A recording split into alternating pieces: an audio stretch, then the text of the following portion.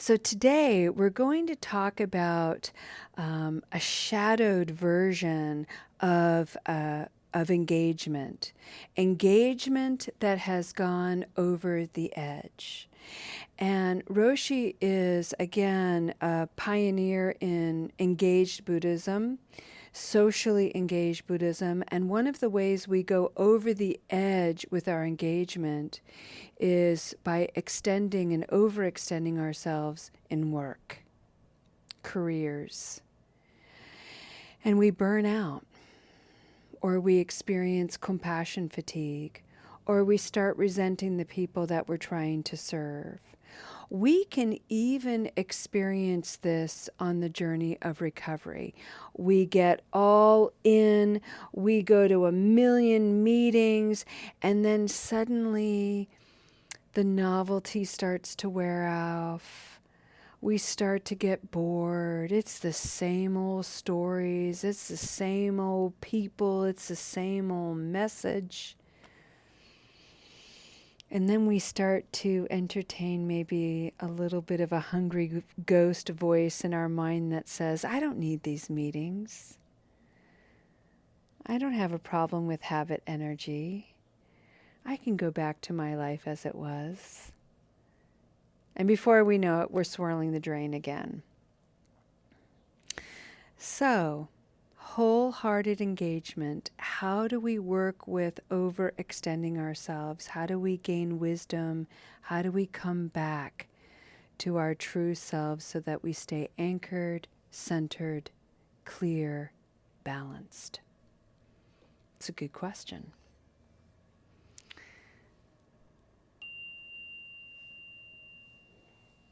I invite everybody to find a posture today that feels relaxed and receptive.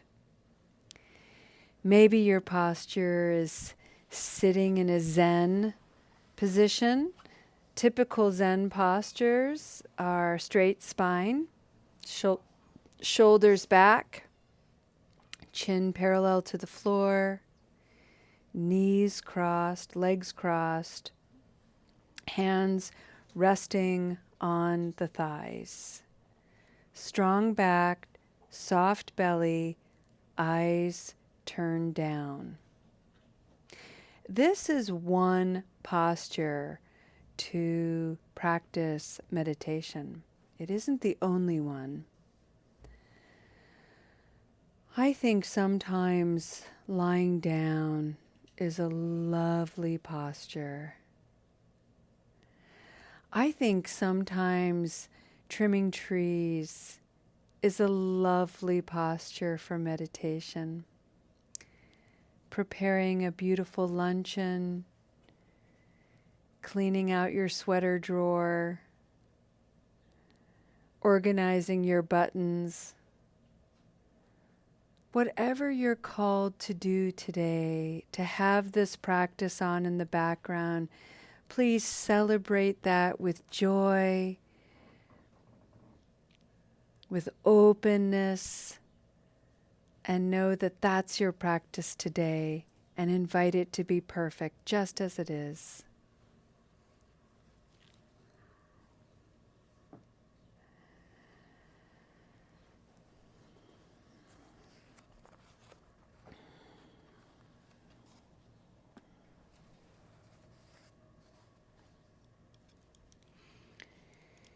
If your mind wanders, that's a joke. It's not if, it's when. When your mind wanders, because that's what the mind does. Just smile. Smile at your awareness for having observed your mind wandering. And know that you have the choice. You can bring your mind back to this moment, listening to my voice, listening as I read Roshi's words, or you can follow the thought, follow the thread, follow the story. There's no harm in that. And then when you get bored of following the thought, when you lose interest, bring your attention and your concentration to your body and your breath. And joyfully breathe in and out and see what that moment brings. Remember, friends, we're not here to become perfect meditators, whatever that means. We're here to practice. And practice makes practice. These are the words of Roshi Joan Halifax. The title of this section is Addicted to Busyness.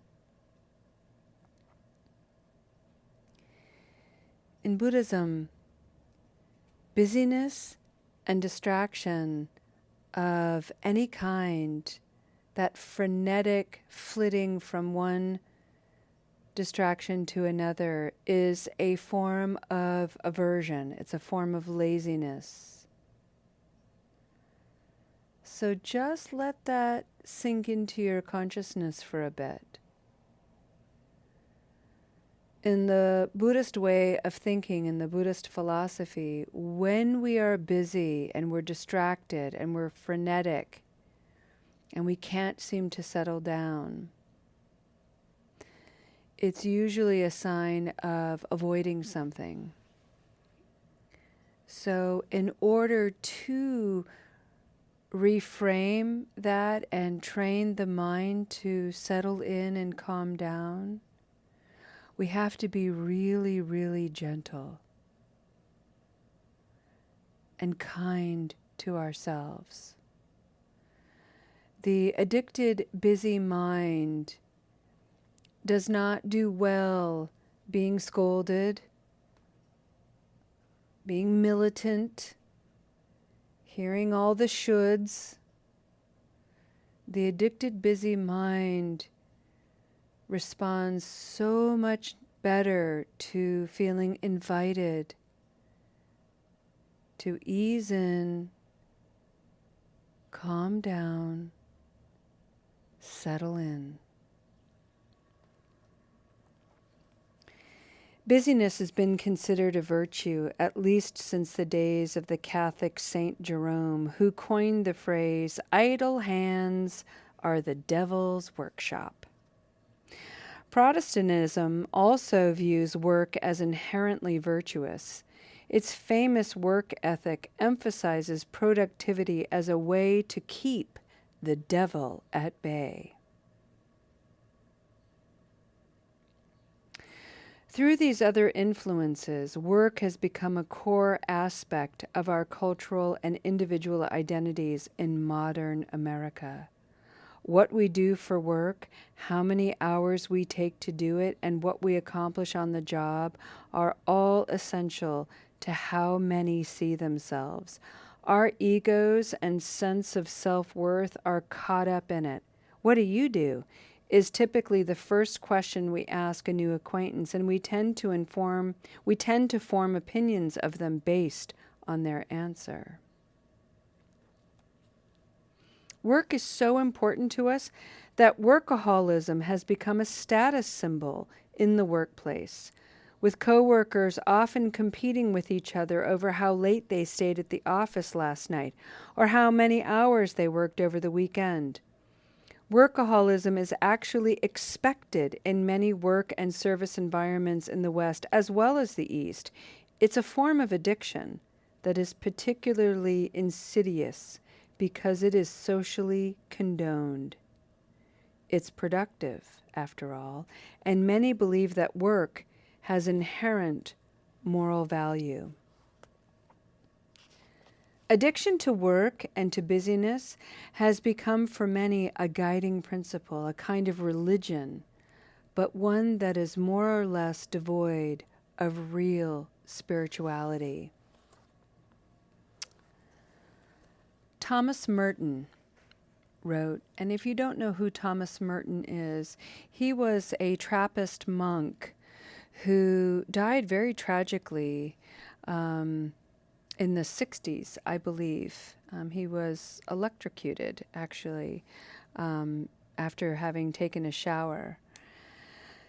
And one of the really unique things about him is he befriended Thich Nhat Hanh and learned a lot about Buddhism, and has a wonderful journal about his travels through the East. And so, as a very conservative Catholic Trappist monk, he took on a lot of really amazing Buddhist principles and practices. His most famous book is The Seven-Story Mountain, and he was an inspired contemplative and an inspiration to my personal practice.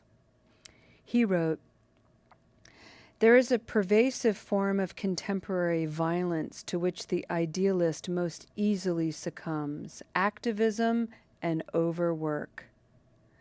The rush and pressure of modern life are a form, perhaps the most common form, of its innate violence. To allow oneself to be carried away by a multitude of conflicting concerns, to surrender to too many demands, to commit oneself to too many projects, to want to help everyone in everything, is to succumb to violence. The frenzy of our activism neutralizes our work for peace. It destroys our own inner capacity for peace. It destroys the fruitfulness of our own work because it kills the root of inner wisdom, which makes work fruitful."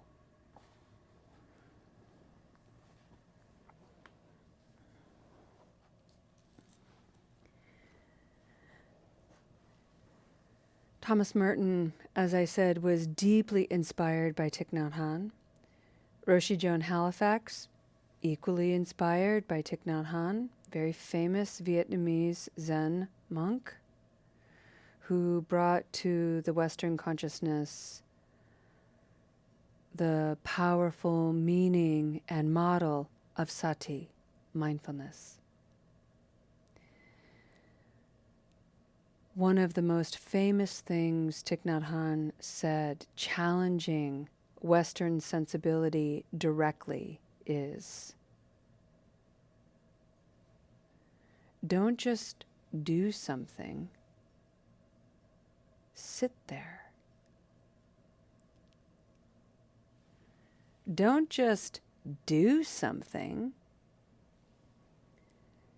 sit there.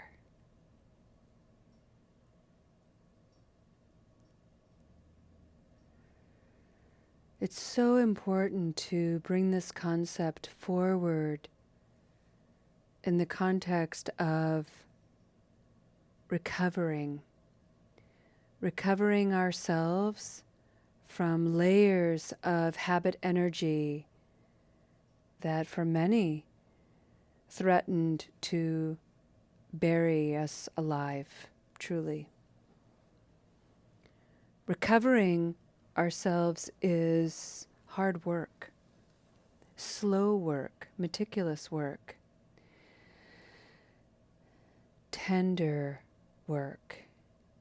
And so it requires that we challenge this pervasive idea of busy, busy, do, go, action, produce, prove, evidence. And take the extraordinary approach of slowing it all down, prioritizing time to sit, to listen deeply to spiritual teaching, to pay attention to how we breathe, to take notice of our thoughts and stories, to enter into a community that is content to create conditions of kindness, love, compassion, joy,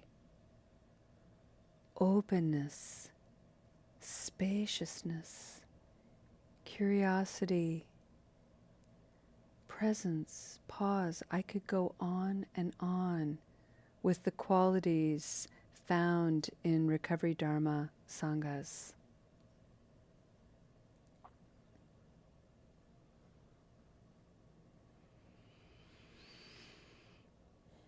It's sad that this approach is so counterculture. It ought to be mainstream. It's sensible, pragmatic, pleasant, healing.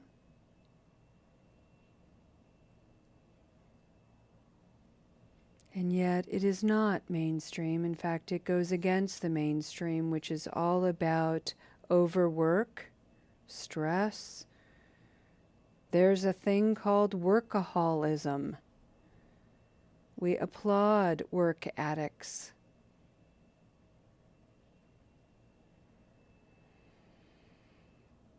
The root is habit energy, and it serves no one well. So let's spend a few moments in silence reflecting on how busyness is alive in you, how busyness arises and overextends you. What are the conditions that can signal you when you have gone over the edge? Maybe you're a little moody or edgy. Maybe you're a little frustrated and you're short-tempered, driving, or with a particularly annoying coworker. Maybe you find all your coworkers annoying. Maybe you've overextended yourself by way of noticing how every little thing bugs you. The toilet paper roll's put on wrong. The towels aren't hung up a certain way. Food is either too hot or too cold. There are a million signals alerting us to our own propensities for being overused.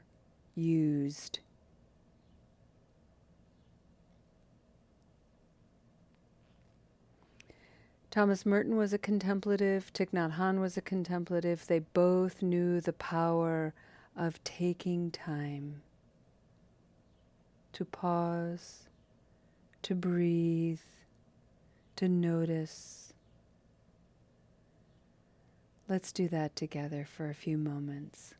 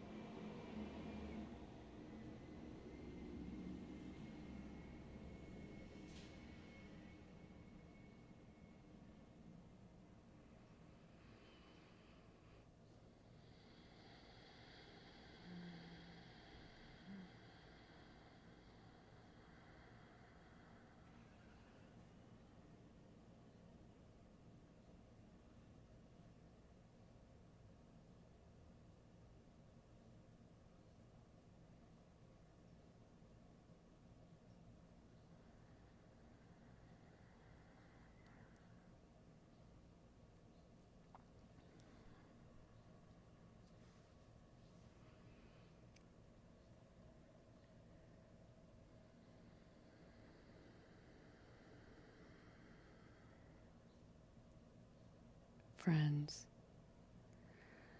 let's take a moment and step toward the conclusion of our practice today with a gentle hand motion of just maybe resting your left hand on your heart and that heart space and really kind of pressing in there, in on your heart, and right hand over your left hand and just press in there. One of the most extraordinary things about this awareness is the unlocking of something in Buddhism called bodhicitta, the soft, wounded heart within all of us. This is the place of our goodness, our innate wisdom, the legacy of our knowing, and the infinite nature and capacity of our loving kindness. By coming here to this practice today, you have come to the threshold of your bodhicitta. You have opened it up a little bit, allowing a little bit of healing to occur for yourself and by extension out into the world. The people you see, the people you smile to, your families, your friends, your communities, this good nature within you, within all of us. May it come alive. Reach out into the world for its healing. Powerful practice, friends.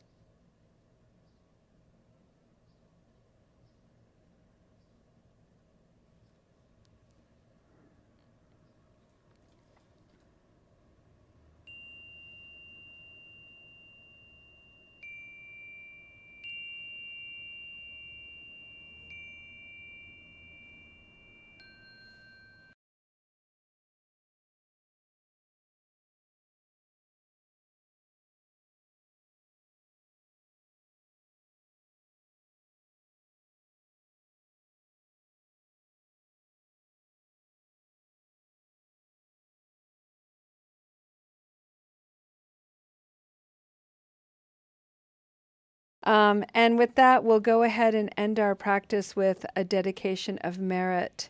And these are the words of Pema Chodron. Difficult things provoke all your irritations and bring your habitual patterns to the surface. And that becomes the moment of truth. You have the choice to launch into your lousy habitual patterns or to stay with the rawness and discomfort of the situation and let it transform you. Wow. And here's the beauty of equanimity. That word might be a new word for some of you. In Eastern philosophy, in the Hindu practice and in Buddhism, there is always this wonderful volley between duality, between black and white. And it's always this partnering of the two, recognizing that the nature of reality is both. So we in the West are under a different mindset. We have a legacy of either or thinking. It's either positive or it's negative. And so in the West, we have a propensity to want to curate a life that is without difficulty, that's only positive, only good, doesn't have anything that will be unpleasant and uncomfortable. It is why so many of us in the West cultivate habit energy that numbs unpleasantness and discomfort. But in reality, it numbs pleasantness and comfort and beauty at the same time. So this practice is all about recognizing that we're never going to get rid of difficulty. What we're going to get rid of, what we're going to shift and mature is how we react, how we behave toward things that challenge us, make us uncomfortable, disturb our sense of peace, challenge that part of us that says, hey, I'm not getting what I want. And then smile and shrug our shoulders and say, yeah, wow, look at that. There's my practice. There's the rawness of the arising. May it transform me. And in that transformation, friends, you transform the world. You really do. Thank you for your beautiful practice, friends. We'll see you next time. Namaste.